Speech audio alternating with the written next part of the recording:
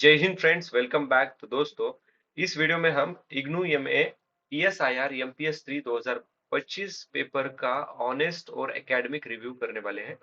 आपको याद होगा, एग्जाम से पहले हमने लास्ट 5 ईयर इंपॉर्टेंट पीवाईक्यूज को एनालिसिस किया था और उसी आधार पर हमने 10 इंपॉर्टेंट टॉपिक्स को डिस्कस किया था और साथ ही साथ आंसर राइटिंग भी की थी। ठीक है। देखो, इस वीडियो में मैं कोई प्रिडिक्शन वीडियो नहीं है और कोई गारंटी भी मैं क्लेम नहीं कर रहा हूँ। बस आपको दिखाने की कोशिश कर रहा हूँ कि पीवाईक्यू बेस्ड एनालिसिस कितना इंपॉर्टेंट होता है एग्जामिनर के माइंडसेट को समझने के लिए। ठीक है।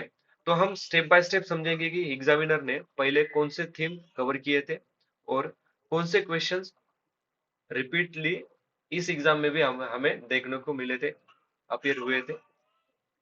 अभी जो क्वेश्चंस थे, जो टॉपिक्स थे, वो क्वेश्चन एक तो डायरेक्टली वर्डिंग भी आपको देखने को मिलेगी या फिर उसी क्वेश्चन को, उसी टॉपिक को एग्जामिनर ने मॉडिफाई करके हमें पूछा था। तो इस डिस्कशन का पर्पज बहुत क्लियर है कि एग्जामिनर बिहेवियर को समझना है और यह सीखना है पीवाईक्यू एनालिसिस क्यों इंपॉर्टेंट होता है, ना कि कोई शॉर्टकट या गेस वर्क। तो चलो शुरुआत करते हैं। सबसे पहले, पीवाईक्यू एनालिसिस इतना इंपॉर्टेंट क्यों होता है? देखो, इग्नो जो क्वेश्चंस बनाता है ना, वो पूरे थीम ड्रिवन रहते हैं। उनकी थीम फिक्स रहती है और जो पैटर्न भी होता है वो फिक्स रहता है। सेक्शन 1 में 5 क्वेश्चन, सेक्शन 2 में 5 क्वेश्चन, दोनों में से हमें क्या करना रहता है?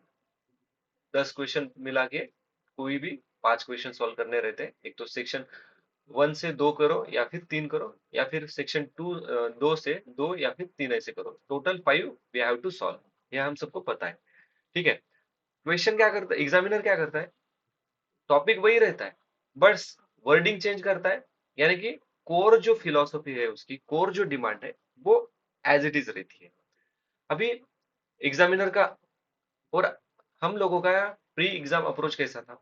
हमने क्या किया था? लास्ट 5 ईयर पीवाईक्यू, मतलब हर साल 2 बार एग्जाम होता है, यानी कि 10 पेपर को हमने एनालिसिस किया था और इम्पोर्टेंट टॉपिक्स एक्सट्रैक्ट करे थे। और उस टॉपिक्स को हमने क्या किया थे, हर वीडियो में दो दो टॉपिक्स को आंसर राइटिंग और थोड़ा सा समझ लिया था। ठीक है। अभी मैं आपको दिखाऊंगा क्वेश्चन और हमने डिस्कशन किया था वो वाला आपको प्रूफ दिखाऊंगा। ठीक है। ये है ऑफिशियल पेपर का स्क्रीनशॉट, मैंने यहाँ पे लगाया है, आप चेक भी कर सकते हो। ओके। यहाँ पे दिखा भी है दिसंबर 2025 जो एग्जाम हुआ था 7 जनवरी 2026 को। अभी देखो, सेक्शन 1, सेक्शन ए, हमें क्वेश्चन पूछा था। अभी क्वेश्चन नंबर 2 देखो। Analyst brief the process of transformation of politics in India in post 1967 phase. इस ये क्वेश्चन कौन से टॉपिक्स पे आया था, कौन से टॉपिक पर आया था? तो democracy and development in India. 2018 में हमें क्या पूछा था? Democracy and development in India during 1947 से लेके 1967। उसके बाद 2022 में क्वेश्चन पूछा था, evolution of the political democracy, economical democracy in first 2 decade, decade of independence. उसके बाद अभी देखो, इसी क्वेश्चन को वर्डिंग चेंज करके यहाँ पे पूछा है 2024 में जून में। Evolution of political political democracy and economical democracy in India. Evolution, यहाँ पे क्या है? ट्रांसफॉर्मेशन। देखा, वर्ड चेंज किया। और क्या है यहाँ पे? प्रोसेस बोला है। यहाँ पे क्या है? Democracy and economical development. किसकी? इंडिया की।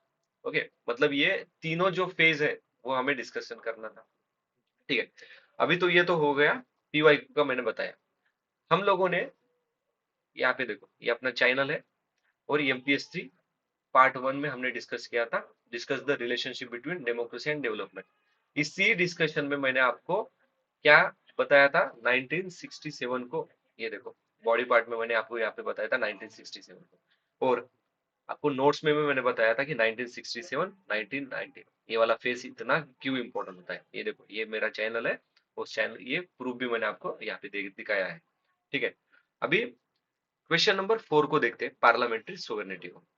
पार्लियामेंट्री सोवेरेनिटी देखो, हमने डिस्कशन किया था एमपीएस 3 पार्ट 3 में। यहाँ पे आप टाइम टेबल भी देख सकते हो। ओके, 1.42 मिनट पर ये मैंने बताया था आपको पार्लियामेंट्री और पार्लियामेंट्री डेमोक्रेसी 2018 में। What is parliamentary sovereignty? देखो, क्वेश्चन एज इट इज यहाँ पे भी आपने को देखने को मिला है।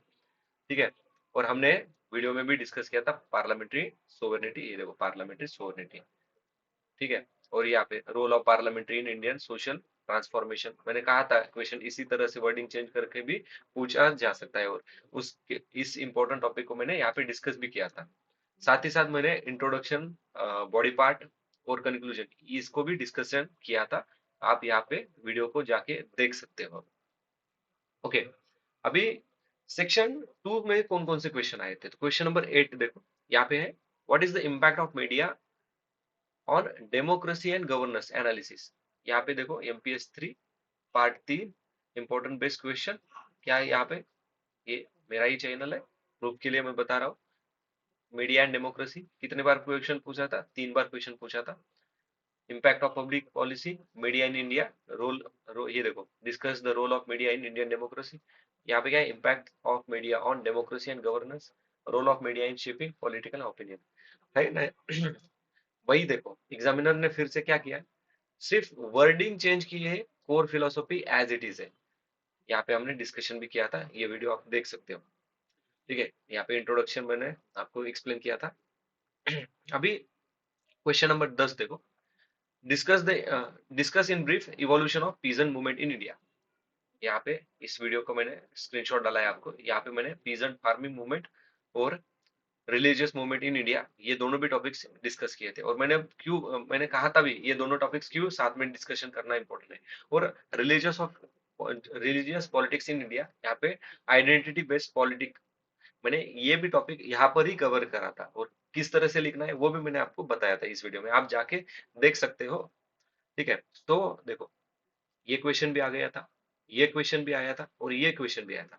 ठीक है, हाँ, माना कि ये जो 9th क्वेश्चन था वो इनडायरेक्टली स्वरूप से आया था, हमने रिलीजियस पॉलिटिक्स बोल के पढ़ा था वहां पे, बट मैंने थोड़ा सा हिंट आपको दिया था कि आइडेंटिटी बेस्ड पॉलिटिक्स भी था।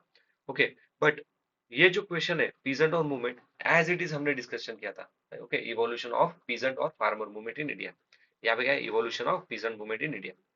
यहाँ पे वीडियो है अपने चैनल का, आप देख सकते हैं। ओके, यहाँ पे एक्सप्लेनेशन किया था मैंने।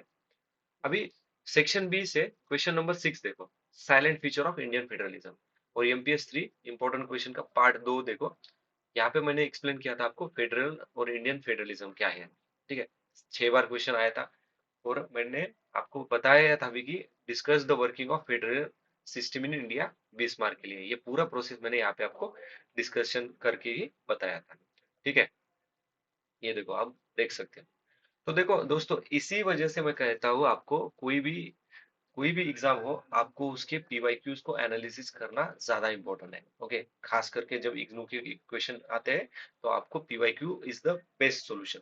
और आपको, और एग्जाम के मतलब PSIR के कोई भी सब्जेक्ट के आपको PYQ, और PYQ के आधार पर कौन सा इंपॉर्टेंट क्वेश्चंस हमें एग्जाम के लिए है, अगर आपको चाहिए तो आप इस चैनल को सब्सक्राइब कर सकते हैं। ओके, थैंक्स फॉर वॉचिंग, मिलेंगे नेक्स्ट वीडियो में इसी